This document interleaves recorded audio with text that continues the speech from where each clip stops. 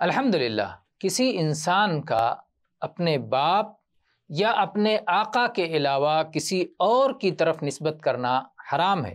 اس سلسلے میں سعد بن ابی وقاص رضی اللہ عنہ کی روایت ہے کہ نبی صلی اللہ علیہ وسلم نے فرمایا من ادعا الی غیر ابیہ وہو یعلم انہ غیر ابیہ فالجنۃ علیہ حرام۔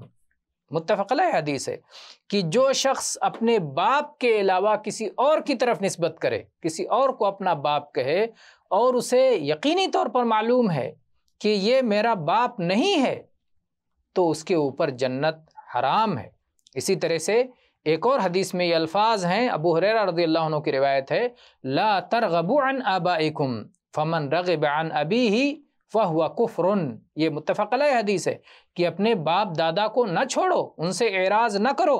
جو شخص اپنے باپ سے اعراض کرتا ہے وہ کفریہ عمل کرتا ہے۔ اس سے معلوم ہوتا ہے کہ اسلام نے نسب کی حفاظت کو بڑی اہمیت دی ہے اور انسان کو اپنے والد کے سوا، اپنے حقیقی باپ کے سوا کسی اور کی طرف نسبت کر کے ان کو اپنا باپ نہیں بنانا چاہیے، بلکہ اپنا جہاں اللہ نے پیدا کیا ہے اس پر تسلیم و رضا کا اظہار کرتے ہوئے حقیقی نسبت ہی ظاہر کرنی چاہیے۔ واللہ تعالی عالم والحمد للہ رب العالمین۔